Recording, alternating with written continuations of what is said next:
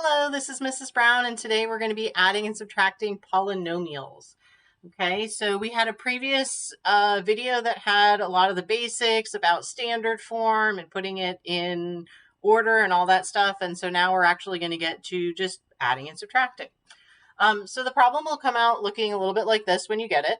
And basically, you're not distributing anything, so there's not anything in front of there, so I don't really need the parentheses. It's just saying this polynomial plus this polynomial, so I don't really need to have the parentheses because there's not anything to distribute on either of them. And so it comes down to my good friend, the commutative property, and being able to rearrange things. Remember, minus a number is the same as plus a negative, and if I have all addition, I can just move stuff around. So I can rewrite this so that like terms are together. If you're comfortable, you don't have to do this step, but what I'm going to tell you is if you're not very comfortable with like terms, then you definitely probably want to group them together. So what are like terms? Remember that they have the same variable to the same exponent. The coefficients can be different, but you have to have the same variable to the same exponent. So x squareds can go with other x squareds, but they can't go with x to the thirds when I'm adding and subtracting. Okay, so this is not the product rule. This isn't the, those kinds of rules that you were doing previously. This doesn't have anything that's just an x, so that's all by itself. There's nothing to combine it with, and then you can combine the constants together, okay? So when I do this, I just add the coefficients like normal. I got 3x squared plus 5x squared is 8x squared. Plus, there's nothing to combine this with, it's just 5x. I can't add it to this because it's adding and not multiplying. If it was multiplying like 8x squared times 5x, then I could use the product rule, but I can't use anything like that with adding. This is as simplified as you can make it. And then I combine the constants, so negative 9 plus 2 is negative 7, so you can either write it as plus negative 7 or just minus 7. Either one would be mathematically correct, okay? So again, I'm just combining like terms.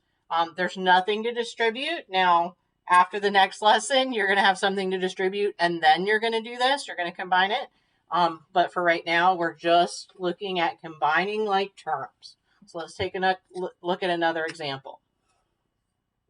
Okay, so 4z squared plus z plus 9z plus 1.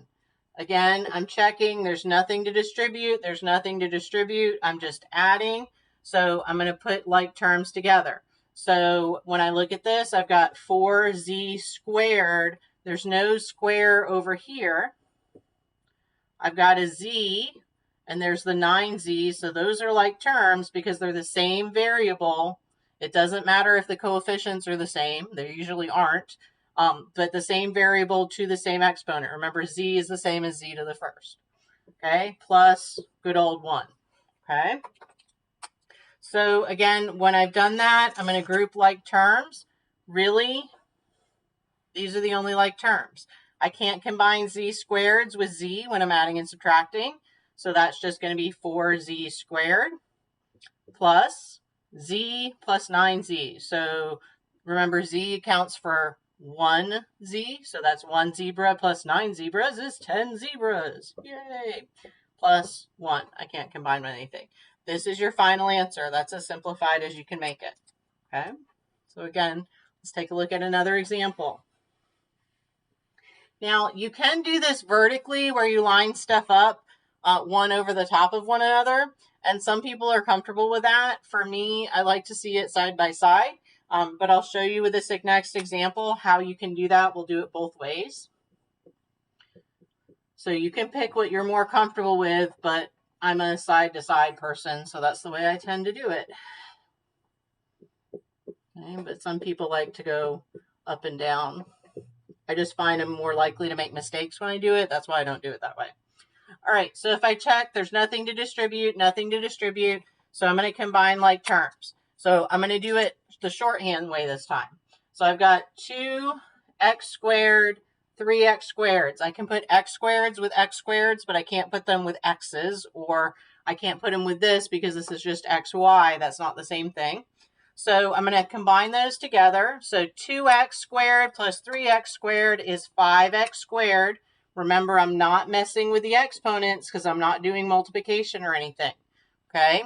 It's like I have 2 square sandwiches plus 3 square sandwiches, and now I have 5 square sandwiches. You can't, it's not suddenly 5 square sandwiches to the 4th, okay? We're just adding them together. All right, plus. Now, these variables, x, y, I have an x, y. They're both to the first power. I can combine them together. They're like terms. It doesn't matter if the coefficients are different. I can combine them together because they're the same variables to the same exponent. So even though it's x times y, they're the same. I can put them together. So 3xy and minus 7xy. So 3 minus 7 is going to be negative 4. Didn't really mean to do that in another color, but that's okay. Negative 4 xy, and so I've combined it that way. And then finally, I have minus 5 and plus 2, and minus 5 and plus 2 is going to be minus 3. And so I can either add a negative 3 or I can say minus 3. So my answer is going to be 5x squared. And again, I can just put it as minus 4xy minus 3. Or I can leave the pluses in there. And again, one of the strategies that works for a lot of people is that if you, especially when you're combining like this, if you change the minus signs to plus and negative, it allows you to use the commutative property, so because you can use the commutative property of addition, but it also makes it less likely you're going to make mistakes. Okay, so I told you we'd look at it the other way. And so what the other way, the vertical way would be, is you're going to put stuff together that like underneath each other that goes together. Okay, and so the vertical method would be setting it up like this, and the same thing, I would combine stuff. So these are like terms, so I combine them together, so that would be 5x squared. Again, not doing anything with the exponents. Plus 3 minus 7 is minus 4xy, and then minus 5 plus 2 would be minus 3. So you can do it this way too. Sometimes it's easier for people, but I do find there's more mistakes, so you have to be really careful if you're doing it this way instead of doing it this way. But either way, if this is where you're more comfortable, do it this way. But I just find you got to make sure that you're not making mistakes with that. Okay? All right, let's take a look at subtracting. Okay, here's the secret. We're not going to subtract. Okay, actually, when you're taking a look at these polynomials, we don't actually subtract. We're going to distribute a negative 1. And what that means is we're just going to flip the sign of everything inside and make it plus. So I'm not doing anything to the first equation. I'm sorry, the first polynomial. But I am going to change the sign of everything inside. I'm going to distribute this. Remember, it's kind of like there's a 1 there. So because 1 times that wouldn't change it. So I'm going to distribute a negative 1. Negative 1 times 4 is negative 4. Okay, negative 1 times negative 5 is a positive 5m. And negative 1 times a positive 3 is going to be negative 3. So I flipped the signs. This was positive, now it's negative. This was negative, now it's positive. This was positive, now it's negative. And then I do what I did before. I just combine like terms. So when you're looking at that, okay, 8m squared, I look for any other m squareds. I have an m squared right there. I can put those together. 8 and negative 4 is 4m squared. Okay, then I go and I look for 7m, 5m. I've got m's together. So I'm going to do that as plus 12 because 5 and 7 are 12. And then I finally am finishing with my constants. So that's 12 and negative 3. And so that would be plus 9. I keep doing it in the other color. Okay. And it would just look like that. Basically, as you're looking at this, I'm trying to find the things that are like terms, put them together, and notice I am actually writing it in standard form, the highest degree first, and so on. That's the pretty standard way to write it when you're writing a polynomial for the answer. So the greatest degree first, which would, since they're single variables to the square, would be greater than 1. So kind of writing it out that way. All right. Let's take a look at another example.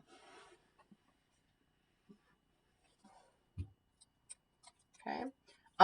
Not everything is always the same length, and not everything can actually be combined, and it's not necessarily in the same order. This is why the vertical method sometimes is a little bit more challenging, because you have to put them in the same order in order to do it. Okay. So if I take a look at this, again, I'm going to distribute the negative because there's a minus here because I don't want to subtract. And so I'm going to flip the signs of the stuff that's inside. I'm going to drop the parentheses when I do that.